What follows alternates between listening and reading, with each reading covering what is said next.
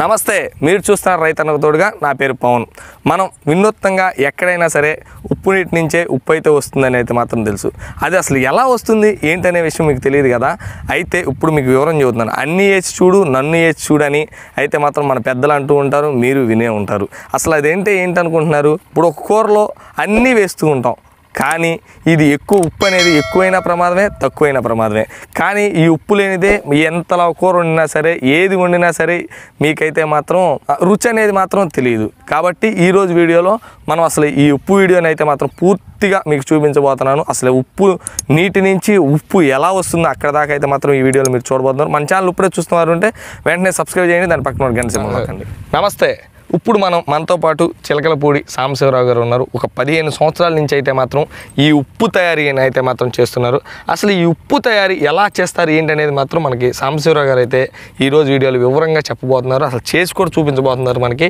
నమస్కారం సాంబశివరావు గారు. నమస్తే అండి. అసలు మీరు ఎందుకు ఈ ఉప్పు తయారీ చేయాలని అసలు ఎందుకు వచ్చారు ఈ కాన్సెప్ట్లోకి? కాన్సెప్ట్ అంటే ఇది మాకు ఇక్కడ వ్యవసాయాలు ఏమి లేవండి. ఓకే, ఇదే మాకు వ్యవసాయం భావించుకొని చేసుకుంటూ ఉంటాం. వెళ్తే వేటకి వెళ్ళాలా, మేము వేట చేయలేము. మా పెద్దవాళ్ళు ఆనాడు చేశారు, ఏదో అయిపోయారు. ఈరోజు మేము చేయలేం, ఎందుకంటే ఆ కాన్సెప్ట్లో మేము వెళ్ళలేదు. అందుకని భూమి మీద ఈ విధంగా పంట పండించడం సిద్ధంగా ఉన్నాం. ఓకే, ఇప్పుడు మీరు ముందుగా మేము చెప్పేది ఏంటంటే, ఇప్పుడు మీరు తీర ప్రాంతానికి సముద్రం నుంచి ఎంత దూరంలో అయితే మాత్రం ఈ ఉప్పు అనేది పండుతుంది? సముద్ర తీరం నుంచి ఒక 2-3 కిలోమీటర్ల దూరంలో ఖచ్చితంగా ఉప్పు ఉంటుందండి. ఓకే, సముద్రం నుంచి కూడా పండించవచ్చు, బోరు నుంచి పండించవచ్చు. ఇక్కడ దొరువులు అంటాం మేము. కుంటలు వేసుకొని కుంటల ద్వారా కూడా నీరు తీసి పండించుకోవచ్చు. అసలు ముందుగా మేమైతే చూస్తున్నాం కదా, ఇలా ఇది విస్తీర్ణం చూసాం కదా, ఎటు చూసినా సరే ఇలా మళ్ళు కొన్ని. అసలు ఎందుకున్నాయి ఈ మళ్ళు? ఎందుకంటే ఏకంగా కడితే నీటి ఆవిరి తక్కువ అవుతుందండి. ఓకే, నీటి ఆవిరి ఉంటేనే ఉప్పు తయారవుతుంది. అందుకే ఆ స్టాక్కి ఏమో అక్కడ గంజేరమని అంటాం మేము. ఓకే, స్టాక్ నిల్వ పెట్టుకుంటాం. 2 సెంటు భూమి అయితేనే ఆనాడు పెద్ద లెక్క పెట్టి చేశారు. ఇంత భూమికి అయితేనే ఈ విధంగా ఉప్పు తయారవుతుంది అంటే ఆనాడు ఇన్ని సెంటిగ్రేడ్ ఉష్ణోగ్రత అని చెప్పలేరు, కానీ వాళ్ళు ఆ రోజు ఆలోచన చేసి ఈ విధంగా తయారు చేశారు. అసలు మాకు వివరంగా మా వ్యూవర్స్కి అసలు వివరంగా చెప్తారు. అసలు ఫస్ట్ ఈ ప్రదేశాన్ని ఇలా ఎలా మార్చారు? ఇదంతా ఇసుక భూమి అండి. ఓకే, టోటల్గా మేమే పారలతో సరి చేసుకొని తాడుతో లైన్ కొట్టుకొని ఈ విధంగా తయారు చేసుకున్నాం. ఇప్పుడు దీనికి మేము చూస్తుంది అయితే ఇసుక భూమి అంటున్నారు, మరి నల్ల మట్టి కనిపిస్తుంది. నల్ల మట్టి అంటే మేము సముద్ర ప్రాంతంలో నల్ల మట్టి ఉంటుందండి, ప్రత్యేకంగా తెచ్చుకుంటాం. ఒక ట్రాక్టర్ వచ్చేసి 1000-1500 రూపాయలు ఉంటుంది. ఓకే, తెచ్చుకొని చల్లుకుంటాం. అసలు మాకు పద్ధతి వివరించండి. అసలు ఎలా పద్ధతి? మీరు ఫస్ట్ ఏం చేస్తారు, ఎలా వస్తారు, ఆ పద్ధతి 1/2 ఇప్పుడు మీరు పొలం చూసారు కదండి, చూసాం. ఆ చూసిన దానిలో 20 సెంట్లు తయారు చేసాం. ఆ సెంటు మళ్ళీకి వచ్చి ఏం చేస్తాడు, మట్టి చల్లుతాం. ఓకే, వారం రోజులు మట్టి ఆరిపోతుంది. తర్వాత నీళ్లు పెడతాం, బురదగా మారింది. అంటే కొంత చెక్కతో దున్నుతాం, గట్టిగా ఉన్న భూమి మామూలుగా తయారైన తర్వాత లేతగా ఉన్న తర్వాత కాళ్ళతో దున్నిన తర్వాత బురద పడిద్ది. ఆ బురద చిక్కబడిందని చెక్క తొలుగుతామండి. అంటే ఇంటికి ఫ్లాషింగ్ చేయడానికి ఎలా అలుగుతారో మేము ఈ చెక్క తొలుగుతాం. అయిన తర్వాత 4 రోజుల్లో ఆరిపోయింది. కాళ్ళతో తొక్కిన తర్వాత ఒక్కొక్క మడి తొక్కాలంటే 18 నుంచి 22 సార్లు తొక్కితే కానీ ఆ మడి గట్టి పడదు. ఓకే, ఏమాత్రం మెత్తకున్నా ఎండ ముదిరేపటికి కాలు తగ్గిద్ది.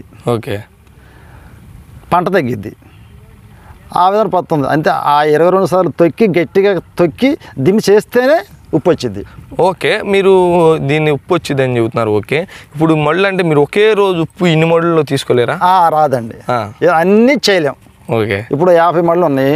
50 మళ్ళు ఒక రోజు మేము చేయలేం, ఎందుకంటే రైతాంగం లేదు, కూలి ఇచ్చే పద్ధతి మాలో లేదు, మేము ఇవ్వలేం వ్యవసాయం తగ్గట్టుగా. అందుకని మేమే స్వయంగా చేసుకుంటాం. రోజుకి వచ్చి 4 సెంట్లు 5 సెంట్లు 6 సెంట్లు వస్తాయి. ఓకే, ఇప్పుడు దీనికి మీరు పర్టికల్గా ఇప్పుడు మేమైతే చూస్తున్న విధంగా అయితే చిన్న ఉప్పు వచ్చింది. ఇప్పుడు ఉప్పు నీళ్లు పెట్టిన తర్వాత నుంచి మీరు ఇదంతా క్లియర్ చేసి మడి తొక్కిన కాడి నుంచి ఎన్ని రోజులు ఉప్పు వస్తుంది? ఫస్ట్ పంట అయితే మాత్రం 15 రోజులు టైం పడుతుందండి. ఫస్ట్ పంట ఎందువల్ల అంటారు? అంటే సెంటిగ్రేడ్ ఉష్ణోగ్రత అప్పుడు తక్కువ ఉంటుంది. మేము దిగేటప్పుడు జనవరి టు ఫిబ్రవరి. ఓకే, ఈ రోజుల్లో ఏమవుతుందంటే ఉష్ణోగ్రత తక్కువ ఉంటుంది, వేడి తక్కువ ఉంటుంది. అందుకని రోజులు ఎక్కువ పెట్టింది.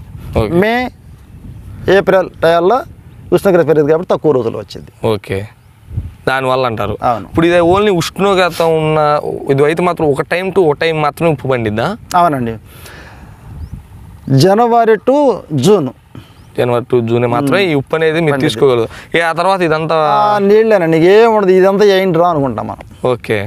ఇప్పుడైతే ఈ సెల్నిటీ, ఈ ఉప్పు నీటిలో ఎంత సెల్నిటీ ఉంటేనే ఈ యొక్క ఉప్పు అనేది తయారవుతుంది? దాదాపు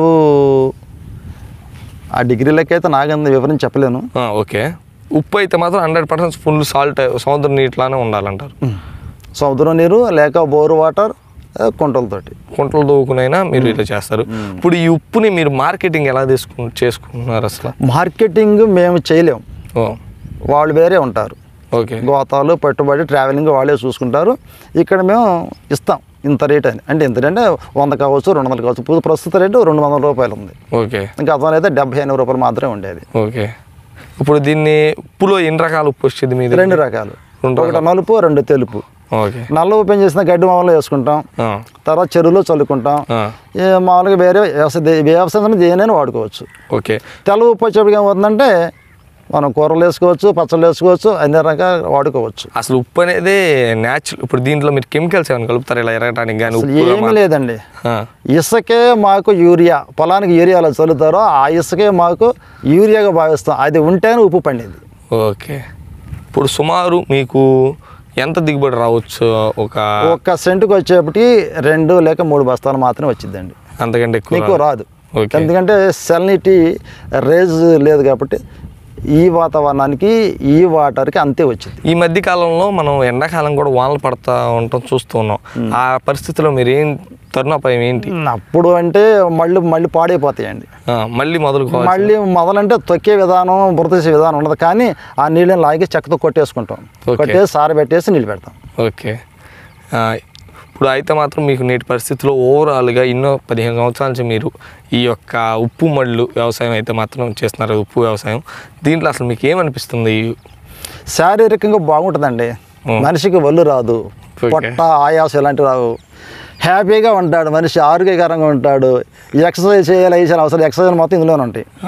ఎప్పుడు వస్తారు, ఎప్పుడు వెళ్తారు ఈ పని చేసి? పొద్దున్నే వస్తామండి, 6:30 5:30 టైం అంటూ ఉండదు. ఓకే.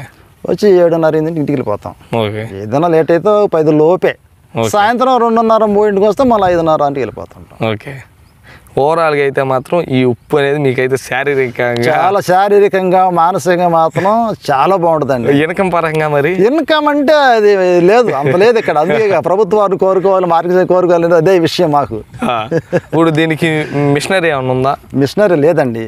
మిషనరీ ఏంటంటే ఇప్పుడు ఇవాళ కారణం కొడతానికి రోకల పోటు వచ్చింది మిషనరీ. ఓకే. అదే విధంగా మాకు దిమిసేస్తున్నాం అయితే కొడుతున్నాం కదా, ఆ కొట్టడం దిమిసి కావాలి మాకు, అది ఒక యంత్రం కావాలి. తర్వాత ఇప్పుడు బురద కాళ్ళతో కొడుతున్నాం, పెద్ద కొట్టలేం కదా. అవును. దాన్ని కూడా బురద చేయడానికి ఒక మిషనరీ, అంటే మధ్య చిలుకుతాం కదా, అలా చిలికేది. ఈ ఈ మడి ఉంది కదా, ఈ మడిలో నీళ్ళు ఉంటాయి, బురద ఉంటుంది. బురద 2 అంగుళాల మందం ఉంటుందండి. ఆ 2 అంగుళాల మందాన్ని అంటే రోటరీ వేస్తారు కదా, ఆ విధంగా ఏదైనా ఏ పత్రైనా సరే, ఫ్యాన్ ఏ పత్రలు చేస్తారో ఆ విధంగా మాకు అందించగలిగితే మాకు ఒక 40 రోజులు టైం ఆటి వచ్చింది. ఓకే. 40 రోజులు అంటే దాదాపు ఒక 20-30 వేల రూపాయలు ఇన్కమ్ మీరిద్ది మాకు. ఓకే.